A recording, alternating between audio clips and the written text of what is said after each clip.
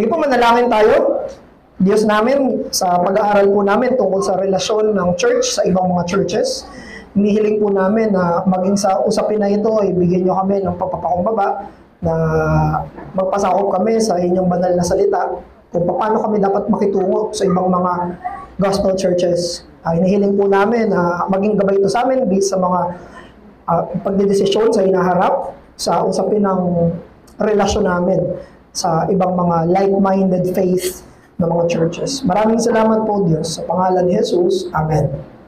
Ayan, so, ang topic natin ngayon sa Bible class ay yung associationalism, relation with other churches. So, medyo mas, church-related matter ito.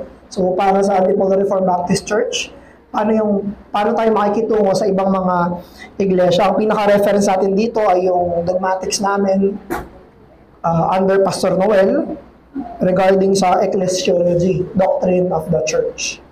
So, bilang Reformed tayo, pero tayo rin ay Baptist, ay Reformed Baptist, at sa usapin ng mga Baptist churches, merong mga problems na nag-a-arise bilang corporate na group.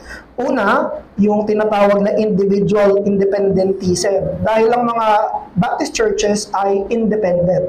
May autonomy sila. Ang kapangyarihan ng iglesia ay nasa iglesia lang at walang kahit sinong mga nasa labas ang pwedeng magkaroon ng otoridad sa mga churches na yon. Therefore, isa ito sa mga problems na nagpe-prevail. Yung problem na yon ay pagiging masyadong independent. Tama naman talaga na isang church ay dapat maging autonomous. Siya ang nagdedesisyon sa sarili niya. Siya ang may kakayanan na tumupad sa mga obligasyon bilang isang iglesia. However, pwedeng magkaroon to ng stretch. Pwede magkaroon to ng overstretch na sa usapin na pagiging independent niya ay hindi niya na kailangan ang pakikisalo at pakikisalamuha at pagkakaroon ng fellowship sa ibang churches. Ganon din, ito yung reaction sa namamayagpag na denominationalism, which we will address later, anong definition ng denomination. Pero reaction na ito ng mga Baptist churches, kung saan ayaw nila ng kahit anong pwedeng mag-step towards denomination. Naniniwala tayo sa doktrina ng Universal Church. Ang ibig sabihin ng Universal Church ay merong iisa lang na church, si Jesus. Meron lang iisang church, si Jesus. The invisible universal church. Mula sa unang paglikha hanggang sa bago dumating si Jesus, lahat ng mananampalataya ay nakapaloob sa isang iglesia lang. At kung naniniwala tayo sa doktrina ng Universal Church, ibig sabihin may concern tayo hindi lang sa local church. Kung naniniwala tayo sa doctrine ng Universal Church, ibig sabihin ang concern lang natin ay hindi nasa bounds ng local church. Ibig sabihin meron pang ibang mga Kristiyano sa labas ng iglesia na meron tayo dapat na pakikitungo at pakialam. However, paano yun? Yun yung titignan natin dito sa pag-aaral natin. Masasagot natin itong mga problema ng pagiging masyadong independent pero ayaw natin magkaroon ng denominationalism. At ang answer ay yung doctrine ng Universal Church. Now, may mandate sa New Testament, sa Scripture, tungkol sa inter-church relations. Ano dapat yung maging relasyon ng mga iglesia sa isa't isa? Again, number one, because we believe in the doctrine of the Universal Church. Lahat tayo ay may pakikiisa na sa lahat ng mga mananampalataya, and hindi lang ito organizational sense, kung hindi dahil kay Kristo sa banal na spirito. We are one body. Isa lang ang katawan ni Kristo. At kabilang doon lahat ng mga mananampalataya sa buong mundo, maging sa buong kasaysayan. Therefore, meron tayong union sa kanila. At yung bawat local churches ay manifestation ng Universal Church sa isang particular place. May local church dito sa Antipolo, meron sa Taytay, meron sa Marikina, meron sa Montalban, meron sa Pasig, meron sila, nasa Morong sila galing, meron doon sa Cubao, sa Batangas, iba pa, maging ibang mga bansa, may mga churches doon. Lahat ng mga local church ay manifestation ng Universal Church sa mga particular places na yon. So, there must be actual and practical ways kung saan yung mga local churches ay nade-demonstrate nila na part sila ng universal church. Dapat merong sense paano nade-demonstrate ng isang church na parte sila, may kabahagi sila sa ibang mga iglesia. So, yun ang kailangan natin tignan. At ganun din, itong usapin ng inter-church relation ay merong mga actual cases sa New Testament. Makikita natin sa Bagong Tipan na merong mga ugnayan at pakikitungo yung mga churches sa isa't isa. There are actual activities ng church patungo sa ibang mga churches. Ang isang primary example natin ay yung Acts 15 sa Jerusalem Council. At least 2 churches, but probably there are more, Jerusalem Church at Antioch Church, kung saan nagsama sila para tugunan yung issue ng doctrine. Nagsama yung Jerusalem Church, pati yung Church of Antioch, para saan? Yung usapin ng salvation. Kung ang salvation ba ay by works of the Old Testament law or by faith. Nagsama sila, si Apostle Paul, kasama yung mga tumutiligsa sa doctrine ni Apostle Paul, sumama sila doon at nag-meet sila, kasama sila Apostle John, James, at Peter, at iba pang mga elders, at tinugunan nila yung doctrinal issue. So the decision covered even the churches of Antioch, Syria, and Sicilia. Maging etong doctrine natin na ito ng salvation, sabi nila, kailangan malaman ito ng ibang mga Gentile churches. Nung ibang mga churches na hindi nila kailangan magpatuloy, hindi nila kailangan maging Hudyo para maging Kristiyano. So may mga relationship yung mga churches na to. And yung decision na yon was a joint effort ng mga apostles, ng elders, and the brethren. Makikita nyo sa mga passages na yan. Now, tignan natin yung iba pang mga passages kung saan may mga relationship yung mga churches sa ibang church. Acts 11:22 to 29. Deacon Marlon, kindly read. Acts 11, 22 and 29, verse 22. The report of this came to the ears of the church in Jerusalem, and they sent Barnabas to Antioch. Verse 29, so to the disciples, everyone according to his ability to send relief to the brothers living in Judea. Salamat, Deacon Marlon. So dito may relationship. Ina-acknowledge nila yung isa't isa bilang totoong church. At may pangangailangan sa isang church, nagpadala sila ng tulong doon sa church na nangangailangan. Romans 16 verse 1 to 4. Si Japhet kindly read. Romans 16:1-4, I commend to you our sister Stevia, servant of the church at Cenchreae, that you may welcome her in the Lord in a way worthy of the saints, and help her in whatever she may need from you.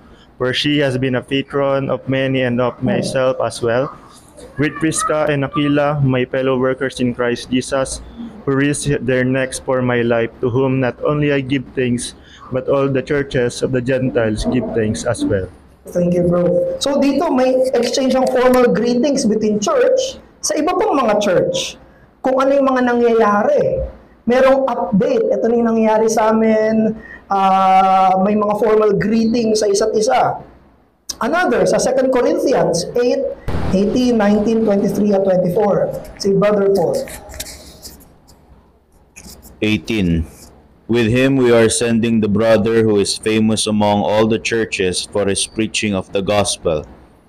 And not only that, but he has been appointed by the churches to travel with us as we carry out this act of grace that's being ministered by us for the glory of the Lord himself and to show our goodwill. Salamat. 23-24 pa. 23. As for Titus, he is my partner and fellow worker for your benefit. And as for our brothers, they are messengers of the churches, the glory of Christ. So give proof before the churches of your love and of our boasting about you to these men.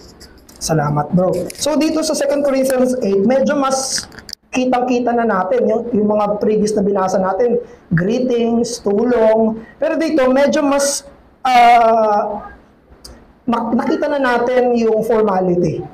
Kung saan may pinapadala sila na tinatawag na messenger. verse yung sinabi binasa kanina ni Paul, we are sending a brother who is famous among all other churches. Hindi, yung ibig sabihin ng sikat, kilala.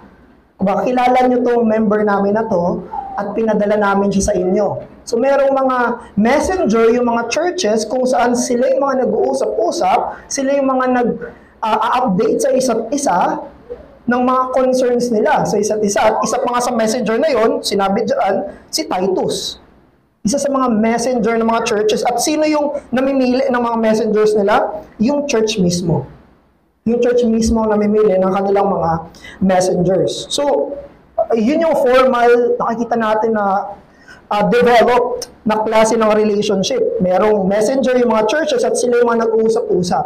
Hindi necessarily naman yung buong church nagkikita-kita sa lahat ng member. Merong mga pinapadalang tagapagsalita. May pinapadalang sila yung mga mag-update, sila yung kailangan makipag-usap sa kanila.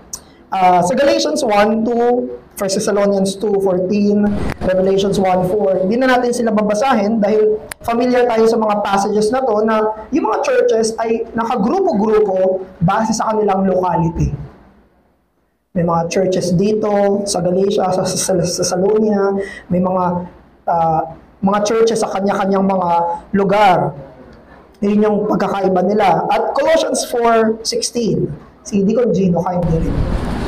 Colossians 4:16, and when this letter has been read among you, have it also read in the church of the Laodiceans, and see that you also read the letter from Laodicea. Ayun, salamat Deacon. So sa Colossians 4:16, may isang relationship nila is nag-share sila ng instructional material. Yung letter para sa Colose, sabi ni Paul, ipabasa nyo rin sa Laodicean church. Etong letter para sa Colossians, make sure mabasa rin ito ng Laodicean church. Iisa yung kanilang material. Yung Colossian, yung epistle ng Colose, yun yung binabasa nila sa isa't isa. So, dito sa New Testament, nakita natin clear, transparent, na nakalagay na may relasyon yung mga churches sa isa't isa. At sa Corinthians, nakita natin na may development. Ano itsura nung ganong klaseng mga relationship na yon. Now, tingnan natin yung sinasabi ng confession natin regarding this. So, si Arvin, kindly read yung confession, 1689 Confession 26, paragraph 14 at 15. So, pakisabayan na lang natin ang pagbabasa. Go, bro. 1689 London Baptist Confession 26, 14 to 15. For 14, as each church and all the members of it are bound to pray continually for the good and prosperity of all the churches of Christ in all places and upon all occasions to further everyone within the bounds of their places and callings in the exercise of their gifts and graces. So the churches, when planted by the providence of God, so as they may enjoy opportunity and advantage for it, ought to hold communion among themselves for their peace, increase of love, and mutual edification. 15. In cases of difficulties or differences, either in point of doctrine or administration, wherein either the churches in general are concerned, or any one church in their peace, union, and edification, or any member or members of any church are injured in or by any proceedings in censures not agreeable to truth and order, it is according to the mind of Christ that many churches holding communion together do, by their messengers, meet to consider and give their advice in or about that matter in difference, to be reported to all the churches concerned. Howbeit, these messengers assembled are not entrusted with any church power properly so called, or with any jurisdiction over the churches themselves, to exercise any censures either over any churches or persons, or to impose their determination on the churches or officers. Salamat, bro. So, merong dalawang paragraph yung confession of faith natin regarding sa relationship ng churches sa ibang mga churches. Chapter 26, paragraph 14 at 15. Ina-acknowledge natin mula sa scripture na yung providence ng Diyos ay ina-acknowledge natin sa usapin ng geographical closeness ng mga churches of like faith. Merong providentially, nagtanim talaga yung Diyos. Sino ba ang nagtatanim ng church? Of course, humanly speaking, tayo. May responsibility tayo na makijoin sa mga churches na nagtuturo ng tamang ebanghelyo, orthodoxy. Pero sino yung nagsimula ng church na yon at sino yung nagpapatuloy ng church na yon? Wala iba kundi yung Diyos. Yun yung doctrine ng providence. Siya ang naglagay ng church sa mga ganitong localities. At doon sa mga geographically close na mga churches, sila yung may tinatawag sa confession natin na ought. They ought. Merong responsibility na dapat i-recognize in the matter of communion ng mga churches na to. Usapin ito ng fellowship. At para yun saan? Bakit mag-fellowship yung mga churches? Bakit kailangan nila ng relationship with each other? For peace, love, and edification. Now, si Pastor James Renihan, meron siyang sinulat na libro regarding sa in-explain niya lang. In-explain niya lang kung ano yung mga context na pinanggagalingan ng framers ng confession natin. Nung pinag-aralan niya yung word na communion sa panahon nila, yun ay hindi loose fellowship. Yung sinabi dito sa confession na ought to hold communion among themselves. Hindi yun basta-basta. I quote, in all of these uses of communion, there is a reflection of theological realities at work in the relationships between God and His people. Communion is an aspect of concrete relationship, enjoyed or broken, but nevertheless very real. In no case does the word mean simply sharing or occasional fellowship. Di ba yan yung word natin sa relasyon natin sa Diyos? Communion. May pakikipag-commune sa Diyos, hindi informal, hindi ko kailan lang magustuhan, yung word na pakikipag-niig. Yan yung ginamit na word sa relationship ng mga churches. At ituloy natin sa page number 2. Sabi ni Renihan, when one reads the word in chapter 26, the simple sense of sharing or fellowship again seems inadequate. The practice of interchurch communion among particular Baptists was not simply expressions of Christian friendship, but was formal and structured. May formality, may structure, may order, yung ganitong klase ng pakikitungo sa isa't isa. And in-address sa confession natin, number 3, na kapag may mga times sa mga local churches, may difficulties, may mga crisis sa loob ng lokal na iglesia, it is especially incumbent to call on the communion of churches, a council of messenger of churches. Dapat ba ang local church alam niya kung ano yung ginagawa niya? Yes. Dapat ba kaya niyang gampanan yung mandate niya ng sarili niya? Yes. Dapat ba ay may pagiging independent siya na hinahandle niya yung sarili niya? Yes. Dapat bago maging isang church, ang isang church, kaya niya gawin yon on himself. Pero kailangan din nating i-consider na may mga times, however, special times, hindi dapat ordinaryo itong nangyayari. May mga special times sa mga churches na yon ay may mga difficulties at crisis. Lalo na kung ang problema yung pastor na. Paano yun? Paano kung majority ng members ang naging problema, hindi lang ilan?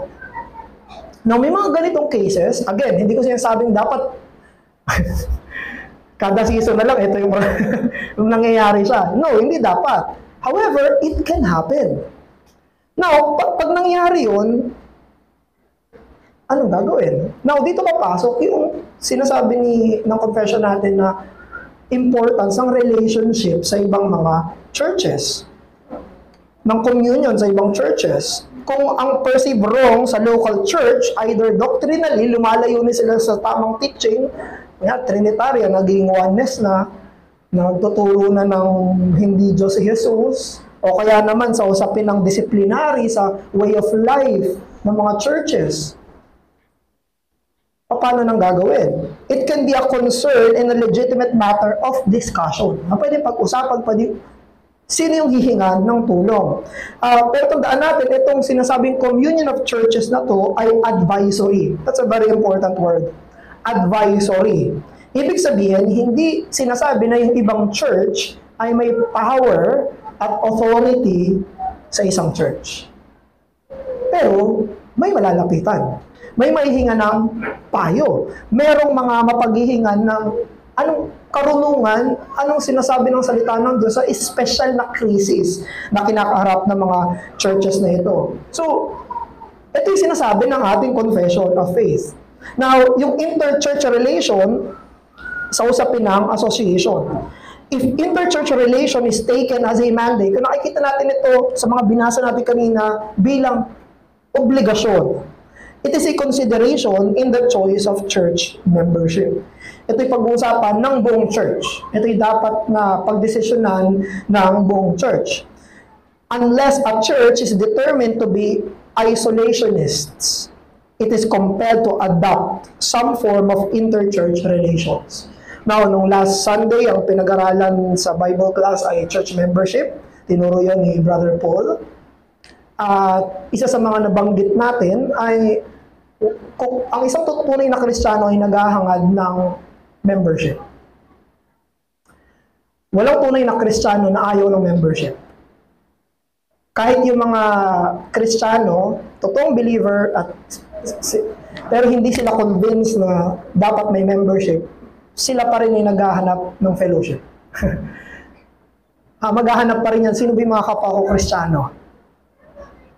Sino ba yung mga kapwa ko? May mga sasamahan pa rin yan, may mga Bible study nga atinan yan, may mga pupuntahan yan ng mga grupo ng mga Kristiyano. Kasi normal sa isang Kristiyano na magsasamahan. Gusto niyang maging miyembro ng isang grupo. Kahit natanggihan niya yung formality, merong sa puso niya na kinikilusan ng Diyos na kailangan maging miyembro. Now, that is also the same when it comes to fellowship of churches. Ang mga churches ay tinalaga ng Diyos na magkaroon ng kaugnayan sa ibang mga churches. However, iba't iba yung form. Iba-iba yung form. Now, ano yung mga form na yon?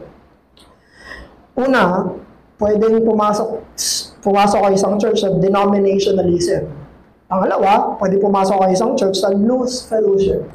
Or pangatlo, pwede pumasok kayo isang church sa associationalism. At yung pangatlo, ang position ko personally, kasi yun yung sinasabi ng confession natin. Na kaya natin siya pinag-aaralan. Pero number one, ito ay fellowship pa rin, yung denominationalism. Pero pag sinabi natin na denomination, may formal meaning to. Hindi ibig sabihin ng denomination ay anong pangalan ng grupo nyo. Kasi yun yung madalas eh. Pero ang pinaka-definition ng denomination ay merong isang organization, structure, na nasa taas ng mga churches. Yan ang ibig sabihin ng denomination. Merong isang structure, may isang group above churches na meron silang authority above the church. Pwede silang magbaba ng word. Pwede silang magbaba ng utos sa mga churches. Yan ang denomination. Maging yung mga cults, denominationalist sila, di ba? Maging mga cults, Iglesia ni Cristo, kahit ang dami niyan. Denomination yun. Bakit? Kasi may isang nag-handle. Tapos, i-disseminate sa lahat ng mga churches. Yung mga common cause, mga Jehovah's Witness, merong ano yan. May group yan na sila yung nag-handle. At iba pa ng mga Roman Catholic Church, denomination. Merong magistrate, merong council sa taas nila. Ano pa? Ganon din sa mga ibang Protestant churches, Southern Baptist Convention, SBC, meron silang organization na sila may mga churches na member nila. At meron silang power over them. Ang mga Methodists, di ba? May denomination din yun. May membership sila sa isang denomination at nagbababa ito ng utos. Kaya yung iba, naghihiwalay, di ba? Kasi may mga decision making sila sa, ano ba yun? Same-sex marriage ba? Ayan, nagbotohan sila. Tapos, after nun, nagbaba na ng rule, umalis na yung iba. So, pero, Ito ay contrary sa New Testament, principle ng church autonomy, dahil walang sinabi sa local church na may authority above the local church except Jesus Christ. Walang kahit anong organization ang nasa taas ng local church. Walang kahit sino na nasa taas niya. Ang direct na nasa taas ng local church ay ang salita ng Diyos na ginagamit ni Jesus sa pag-order ng kanyang iglesia. Walang nasa taas na kahit anong governing body. So yung mga actions often are self-perpetuating institutions outside the church's consent. Kadalasan, nagbababa lang yung denomination, ganito na yung gagawin sa church nyo ngayon. Walang kaalam-alam yung membro. Ang alam lang nila may binaba na dapat gawin, may mga changes. Pero walang sense dito ng autonomy. Maging ibang mga Baptist ay nagpa-practice ng denominationalism. Nang hindi nila namamalayan na meron ng mga mas matataas na nag-rule over sa mga church nila. So, yung interchurch relation, ang lahat ng relationship ng mga churches, gospel churches, it must be, ito yung emphasis, premised on the equality of churches. Ang lahat ng churches ay equal. Walang authority above them other than Jesus Christ. Walang nasa labas niya. Walang nasa taas niya na kahit sino, kahit anong grupo. Walang kahit sinong dominant church or mga leaders sa labas ng church. Number 2, na relationship ng churches, dito I think papasok yung karamihan ng mga independent churches, loose fellowship. Ito yung mga churches na nakikipag-relate sa ibang mga churches, ito yung mga fellowship sila sa ibang churches. Pero, walang formal system at structure. Itong loose fellowship, they are still functioning associationally but without the order. Walang kaayusan, walang sistema, walang struktura. At may evident leadership sa mga ganitong mga churches. Some men or churches are more given prominence than others. Sa mga fellowship ng mga churches, kung sino yung mas malaking church, sila may boses. Sila yung masusunod. Sila yung mas malakas ang impluwensya. O kaya naman, mas kilala yung mga tao sa loob ng church na yun. Ganun ang mangyari sa mga loose fellowship. There is mutual recognition. There are those who are in and those who are out. So may pagiging association, alam nila kung sino hindi nila ka-fellowship, alam nila kung sino yung mga ka-fellowship nila. At may cooperation din naman sila sa mga ministries. May mga involvement sila sa isa't isa. However, kung wala yung order, kung wala yung kaayusan, kung wala yung formality, it is subject to randomness and ebbing of human subjective state. Gusto kong tignan nyo to bilang kung paano yung isang Christian ay wala rin church membership. Loose. Magko-commit lang siya kung kailan niya gusto. Walang formality, walang order. Pwede siyang makipag-participate. Pero wala siyang responsibility. Kung kailan niya, kung masigasig siya ngayon, di gagawin niya. Pag di na siya, ayaw niya na. Ganon din yung loose fellowship ng mga churches. Kung mayroong relationship sila, pwede silang magtulungan one day and then wala lang, ayaw na namin. Tapos na rin. So, ganun yung nangyayari dito sa mga loose fellowship. There is a tendency also to rally around a big church. Kung sino yung pinakamalaking church, dun sila umiikot. Sunod-sunod sila sa malaking church. Ganun yung ginagawa nila. Ganun yung normal na mangyayari. And that's a normal na pwede mangyari sa mga dominant figure. Consciously or unconsciously, ang mga small churches ay may lesser voice. Merong lesser influence. Ganito sa loose fellowship. Yung expression of need are not responded to efficiently. Pwede mangyari yan. Yung commitment to work together ay irregular and often dictated by necessities. Tutugon lang kapag may problema. And there is much less sense of responsibility to consult external counsel in an internal crisis. Napakadaling, paano pag nagka-problema na yung mga loose fellowship, sobrang dali na maghiwa-hiwalay na agad. Kasi walang formality. At ito yung gusto ko i-propose na tinuturo ng confession natin, yung associationalism. Ito yung pangatlong klase ng communion. Again, ang mga churches, gusto nila may mga ka-fellowship sila na churches. However, under ito ng tatlong ito. Either magpa-under sila ng denominationalism, or gusto nila mas relax yung loose fellowship, or sa usapin ng associationalism. Ito namang sa usapin ng associationalism, ito yung mga churches na nagbaband together na may definite agreement. May definite agreement in a mutually committed relationship of equality and advisory capacity. Sa usapin ng association, may dalawa tayong kilalang association dito. Yung una, yung Rebap Luzon, Reformed Baptist Church of Luzon, at yung pangalawa, yung ARBCC, yung Association of Reformed Baptist Churches in, ano ba yun? Yan kala Pastor Willie Obrador sa Batangas, sa mga nasa Laguna, Calabarzon, yan, Calabarzon. Kinopya pa yung pangalan na, diyan lang. Sige.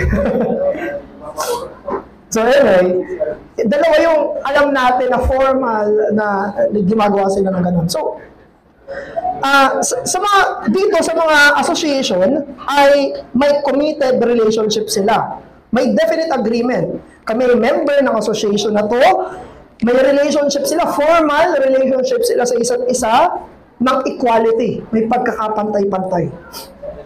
At meron silang advisory capacity sa isa't isa. Dito, sa usapin ng association, it avoids the authority structure of denominationalism. Kung yung mga denomination ay may isang grupo na nasa taas ng mga churches, hindi ganon yung mga association. Ito yung pantay-pantay na pagsasama ng mga churches. Ito yung may equality sa lahat ng churches. And also, it rises above subjectivism of loose fellowship naman. So iniiwasan nito yung structure ng denomination, pero iniiwasan din ito yung pagiging subjective ng loose fellowship. Merong definite membership. Sino yung member ng association? May listahan. Pero hindi ibig sabihin na member ka na ng isang association ay hindi ka na pwede makipag-fellowship sa ibang mga hindi kasama sa association. Pero, ang orderly, yung responsibility ay defined. Alam natin kung ano yung responsibilidad. Ano yung mga gagampanang tungkulin sa isa't isa. And it is regular. For example, sa Rebap Luzon, mayroon silang quarterly meeting. Magtitipon sila quarterly. No January, kasama ko sila Arvin, sila Jero, sila Ed. Kasama yata kayo nun? Ay, hindi. Okay. January, susunod na ay April. So quarterly ay nagkakaroon sila ng meeting. At ganun din, mayroong mga pinag-uusapan na mga dapat gawin bilang isang relationship ng mga churches. At yung mga needs ng churches ay nare-respond, na tutugunan yung mga pangangailangan ng mga churches. There is also an orderly means of disfellowshipping a church. Kunyari, yung isang church na kabilang doon ay nag-apostate na. Hindi na nagtuturo ng tamang gospel. May order. May tamang paraan na dinidisfellowship namin kayo dahil sa apostasy nyo. Dahil sa scandalous offense na ginagawa ng mga churches na yon, may malinaw. Ang hirap, ang isang kahirapan din natin ngayon sa dami ng mga churches ay sino yung magsasabi? Kung okay pa ba yung church na yun o hindi? Sino yung magsasabi? Kung okay pa ba yung church na yun o hindi? Who keeps it in check? So, isa yun sa mga usapin ng order, usapin ng kaayusan. Ganon din, mas may discipline to stick together and persevere in times of crisis. Kasi yung mga churches na may loose fellowship, madaling magsama-sama kapag maganda yung panahon. Lalo na sa simula. Pero ano yung nag-hold ng bond sa times ng crisis? Kung meron silang formal na relasyon sa isa't isa. Ganon din sa mga, ganon din. Gusto ko illustrate palagi yun sa usapin ng church membership kasi ito naman ay associational membership. Sa church membership, ganon din yung nag-hold sa atin ng bond in times of crisis. Kasi may covenant kami, meron kami relationship under the covenant of God. Kaya in times of crisis, hindi ako pwede umalis na lang bigla. Kasi meron akong tipan dito. Hindi pwede nagkaroon kami ng problema sa bahay, alis na ako kasi hindi ganon, hindi basta-basta. Ganon din sa mga fellowship naman, medyo above tayo one step ng mga churches. Kasi madali, lalo na kapag may problem yung church natin, wag muna kaming makapagkita sa iyo, hindi muna namin kayo tutulungan kasi may inaayos pa kami sa church namin. Ang daling gawin yon. However, kung merong associationalism, there is a more discipline to stick together in times of crisis. And also, it has been proved to be immensely useful sa history of Baptist churches. Hindi ko na nalagay dito, no? Kasi dahil kulang tayo sa space. Pero yung Confession of Faith natin, yung 1689 London Baptist Confession, yan ay product ng association. Yun ay mga group ng churches na nasa London. Kaya, 1689, London Baptist Confession of Faith. Noong 1689 na i-release. Pero earlier pa yan, ginawa ng mga churches na yan. So, marami pang ibang products na naging kabutihan yung mga usapin ng mga churches na yan. Yung si William Carey, yung nag-mission sa India, yung church nila ay member ng Northamptonshire Association. May association sila ng churches. Hindi lang isang tao yung tumulong sa kanya para sa usapin ng mission. Yun ay group ng mga tao. So marami pang iba na mga nasa kasaysayan yan. Hindi ko na iisa-isahin yun. So ngayon, yung challenge natin is number 1, yung associationalism. It is an application of the mandate of interchurch fellowship that is consistent with the scriptures. Kaya pag nag-meet po yung mga sa Rebap Luzon, ang tawag mga messengers. Sila yung mga formally nirecognize ng church na magkikita-kita para mag-usap. Tapos, kapag yung mga messengers na yon ay may napagmitingan, yun ay ibababa naman sa church. So, pagbalik nila ng church, kailangan sabihin lahat ng yun. Kapag formal members na sila. Kami, nung pag-attend namin mga makailan dun sa ASO, kami mga observers. Taga-observe lang. Hindi kami part. Hindi pa tayo part noon. So, merong mandate ng interchurch fellowship that is consistent with the scripture. Number 2, yung associationalism ay time-tested form of fellowship that Baptists have pervasively and effectively practiced. Sa history ay naganap na ito. Pangatlo, associational relationships have much to contribute to our cause. That is, it is time to follow our forefathers. Now, ayan yung tapusin ko ito kay Renihan sa isang book niya. Sabi niya, the real question is not, should we have associations? Because whether formal or informal, they already exist. The question is simply, what kind of association shall we have? Sabi niya, I am not satisfied with leaving them to the spiritual dynamic of interpersonal friendships.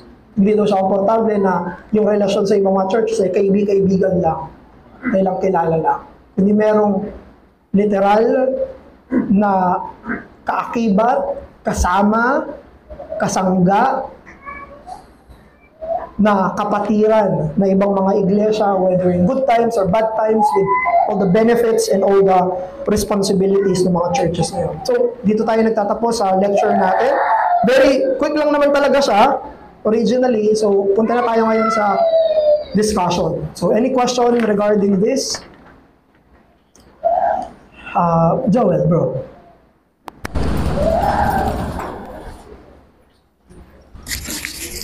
Morning po, Pas. Meron po bang May susunod pa po bang topic after po nito regarding po sa roles and responsibilities ng church na part ng isang association? Ito lang. Kasi po, for example, di ba nabanggit niyo po na pag bilang hinahalin tulad po siya sa isang church membership at yung pag-decide po ng pag-apply sa isang association, kasi po nabanggit niyo may dalawa pong association, para pong mamimili po ba tayo doon sa dalawa na ARBCC tsaka yung Rebap Luzon, or pwede bang sumali sa pareho po, ganun? Paano po yun? Okay, salamat po. So, yung sa last, ang pagpapamember doon ay sa isa lang. So, kasi usapin niya ng roles and responsibilities, hindi pwedeng hati sa dalawa. So, parang isang member, hindi pwedeng member siya ng dalawang church. Isa lang siya magko-commit. So, sa usapin ng mga roles, determined yun dun sa goal mismo ng mga association na yun. For example, magbibigay lang ako ng mga examples. Yung role sa Rebap Luzon, lahat ng mga conferences, kadalasan, pwera lang sa Pastors Conference, lahat yung project ng Rebap Luzon. Yung Men's Conference, Rebap Luzon yun. Hindi yung CRBC. Yun ay Rebap Luzon. Venue lang nila yung ginagamit. Yung Ladies Conference, Rebap Luzon yun. Yung Sunday School Teachers Conference, yung Youth Camp, yung Family Camp, lahat ng yon ay mga projects ng Rebap Luzon. So, gumagawa sila ng mga projects na tingin nila magiging helpful sa mga churches. Singles Camp, Singles Fellowship. So, lahat ng yon ay mga projects ng Rebap Luzon. So, sa usapin ng responsibilities, may contribution para magamit para dun sa mga projects na yon, yung mga churches, na sila yung magde-decide kung magkano ibibigay nila. Ganon din, doon papasok yung saan tayo magme-meeting. So, pwedeng mag-offer yung church, dito muna tayo sa lugar namin. Mag-meeting. Isa yun sa mga responsibilities. Responsibilities din, yung sino yung mag-manage ng conference na to. Umiikot yan sa mga churches. Madalas lang si RBC kasi malaki yung lugar nila eh. Pero umiikot po yan. Sino yung mag-handle nun? Yun yung mga iilan sa mga rules sa responsibilities doon sa mga churches na. Follow up. Similar din po ba kapag may scandalous na nangyari po sa isang church? Similar din po ba yun sa church membership na pinagbobotohan din? Tapos may public confession, ganun po ba yun? Or for example po, yung nabanggit niyo po kanina may apostate po na church, for example, or may scandalous na ginawa yung isang church, lumayo sila sa gospel, sa faithful preaching ng gospel, or pag-apply nito. Similar din po ba yung pag-apply ng church discipline sa local church with this fellowshipping po sa association? Okay, sige. Thank you, Don. Salamat sa very careful words mo, ha. Pero, ayun, so salamat sa careful words. Walang karapatang mag-discipline ng association. Ang may authority ng discipline ay church sa sarili niya. Walang authority yan yung ginagawa ng denominationalism. Ginagawa ng denominationalism, nag-i-impose sila. So, ang ginagawa lang ng association, kapag nakita nila na, oops, parang lumalayo na tong church na to, may advisory power sila. Nag-advise sila, baka pwede niyong i-check to, baka namamali yung doctrine nyo, ganito na. Pwede sila mag-advise. Pero yung church ang mag-handle ng situation na yun. Pwede silang manghingi ng tulong. Pwede nyo baka, yun yung isa sa mga benefits, pwede nyo baka kaming turuan dito sa usapin na to. Yun yung kagandahan. However, sa usapin ng power ng discipline, yung church ang pwede gumawa. Now, yung sinabi natin kanina na disfellowshipping, sinasabi lang no na kung itong church na to ay hindi na napatunayan na at sa tagal-tagal ng advisory season ay talagang lumayo sa gospel, pwede siyang hindi ka na namin isasama sa association na we cannot associate with an apostate church. Yun lang yung ginagawa na, pero hindi sila nag-overpower dun sa mga church. Sinasabi lang nila, we cannot fellowship with you anymore because you are teaching what is unbiblical. Yun yung may clarity sa order. Pero hindi natin sinasabi na may power to discipline other churches. Follow up doon. Okay. Thank you. Other question? Sir Manny. Tapos si Arvin. Yung ano pas una yung may ano ba, pwede bang magpabilang sa isang association yung may pagkakaiba kayo sa ilang area ng doctrine? Possible ba maging member ka doon ng association na yon? Then pangalawang question ko is ano yung pinaka-primary goal ng association sa pagsasama-sama nila? Kung ano ba yung mga priorities sa project nila at saka yung mga hindi dapat nila dapat ginagawa? Ayun, salamat din Sir Manny. Yung una ay yung pinaka-goal is nakita natin sa mga relationship dito sa New Testament. Ang goal nila palagi ay matulungan yung ibang church. Una, sa mga mandates, sa teaching, sa health ng local church, kaya may pinapadala sila. Tapos pangalawa na lang, yung mga practical needs. May mga practical needs din kasi nagtutulungan sila para sa ibang churches. So, yun yung dalawa. Una sa spiritual needs, pangalawa sa practical needs. Now, ang pinaka-dominant talaga spiritual needs. Kung tingin nila, kaya ang ginagawa ng Revival Luzon ay puro teaching. Kung projects puro teaching. Kung tingin nila kailangan may pag-fellowship sa ibang church para sa mga kababaihan, yung mga conferences. So parang ang usapin nito ay para mas ma-edify lalo yung mga local churches. Yun yung primary. I think very secondary na yung usapin ng mga pangangailangan. Pero may nangyayaring gano'n. Yan, may mga church talaga na member doon na talagang yung binagyo, katulad ng church ng Jerusalem, nagkaroon sila ng salot, tinulungan nila. So, at least dito, meron kang, ito talaga yung primary na tutulong. Hindi ibig sabihin na bawal na yung iba, pero meron akong kinabibilangan na sila talaga yung tutulong. Yun yung sa primary goals ko. Palaging teaching eh. Halos lahat ng mga inatin namin, puro teaching matters. Doctrinally, pag-remind ng kung ano yung mga dapat na panghawakan. Tapos, pwede bang magkaroon ng association ng may pinagkakaiba sa doctrine? Yes, sa specifics. Pero dapat meron sila agreement doon sa confession of faith. Kaya yun sa mga association natin, lahat sila ay mga churches, dapat kino-confess nila yung 1689. So generally, pero yung mga specifics nun na hindi naman nabanggit sa confession, may freedom to disagree. Actually, nung mga punta namin doon, nagkakaroon, actually si Pastor Joel Begeta, yung mismong nag-propose. Kasi yung previous meetings, ang ginagawa lang ay devotional sa umaga, bago sa meeting proper. So si Pastor Joel, nag-propose siya ng ministerial discussion. Na merong mga members ng association na tuturo sila ng isang topic, tapos pagdidiskusyonan ng mga members. So, ganun yung inabutan namin ng mga nangyayari na. So, ibig sabihin, doon may mga nangyayaring discussion. Mini debates. So, hindi masama na may mga differences. Yung eschatological position, iba-iba. Nung pumunta kami, puro eschatological mga pinag-usapan. Sabi nila, yung ibang mga pastor daw, pinag-uusapan blood sugar. Tapos yung dito pinag-uusapan eschatology. So, hindi masama na magkaroon ng differences, pero yung primary na general confession, hindi pwedeng tanggihan yan. So, kung ano sir, pwede ko rin i-direct doon sa image ng church. May magpapamember, hindi naman, okay lang naman na may disagreement, pero alam niya na ito pinangahawakan ng local church. Merong isang confession yung local church. Follow up doon, sir.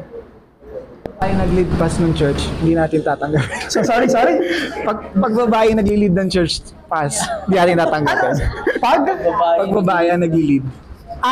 Paano yung relationship natin sa mga churches na mga women ang mga pinaka-pastor nila? Okay, ayun. Paano yung relationship natin sa ibang mga churches na may mga disagreements talaga tayo? Kasi iba-iba yung level ng fellowship eh. So, even yung dito na sinasabing loose fellowship, may usapin kasi ito ng pag-associate sa kanila eh. Ibig sabihin, may degree na nakikipag-agree ako sa inyo. So, wala rin mga problema na magkaroon ng kaibigan na mga nasa ganong churches, pero ang iwasan lang kasi na hindi ma-associate na okay lang sa amin yung ganong doctrine nila. At very, slippery slope. Ang hirap niyang sabihin na, hindi naman namin sinasabi na apostate ka agad kapag may pastora. Pero at the same time, kailangan namin maging maingat na hindi kami maisipan na sinusuportahan namin yun. Yun po yung mga degrees na gano'n. Kaya sa atin, wala namang problema. Mga friends tayo na Christian, na nasa ganong churches, no problem. Pero yun lang ay ingatan na kapag church to church na, may sense kasi ng support. Yun po, sir. So doon sa Rebap Luzon, lahat sila 1689. Kaya wala yung mga secondary issues. Arvin. Sige, pas. Bago ako tumulan sa mga questions, yung isang comment din doon about sa Rebap Luzon, yung sa pag-membership natin sa kanila, parang ganun din, membership din sa church. Papasok ka na conversion testimony, ipapaliwanag nyo kung anong confession hinuhold nyo, at kung bakit hindi siya 1689, malaking doon agad magiging problema na yun. Karamihan naman, based naman din dun sa meeting natin kasi, lahat naman halos ng churches dun, mga Reformed, 1689, and walang female pastors na nagli-lead. So, yun yung para sa ibang mga members na hindi aware. Yun po yung sa Rebap Luzon. And sa questions ko pas, yung regarding sa church, paano ko yung church mismo, gusto nila magtayo ng sarili ng association, parang ano yung precedent para sa isang church na magtayo sila or hindi? Thank you, bro. Paano pag gusto magtayo ng church ng association? Una, dapat may kasama siya. So, hindi pwede magtayo ng association ng isang church lang. So, dapat may kasama siya. So, kailangan, of course, yung mga basic natural na sense na kailangan almost 3 or more ng mga churches.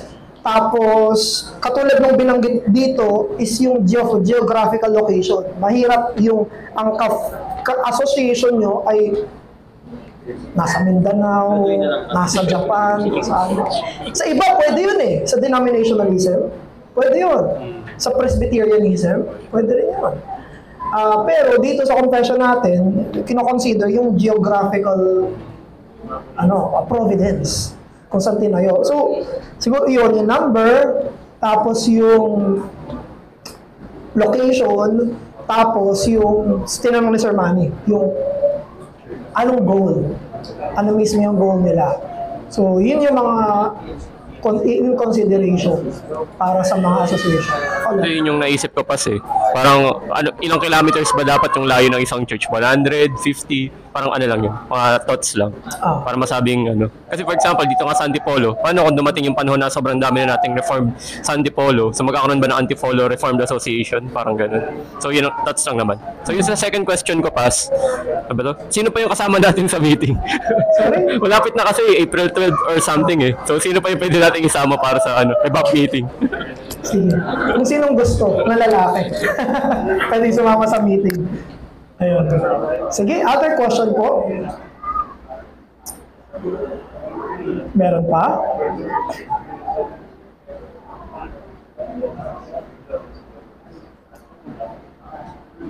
Going once, twice.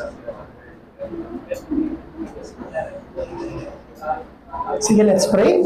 Diyos namin, maraming salamat po sa pag-aaral tungkol sa relationship ng isang church sa ibang mga church. Pinupuri po namin kayo sa mga nakalatag sa kasulatan na nakita namin kung paano nakikitungo ang mga iglesia sa kapwa nila iglesia. Nihiling po namin na bigyan nyo kami sa ARBC ng isipan sa pagpapasako sa kung ano yung sinasabi ng salita nyo, maging sa usapin ng relationship namin sa ibang mga churches. Pinupuri po namin kayo, aming Ama, sa pangalan ng Panginoong Jesus. Amen.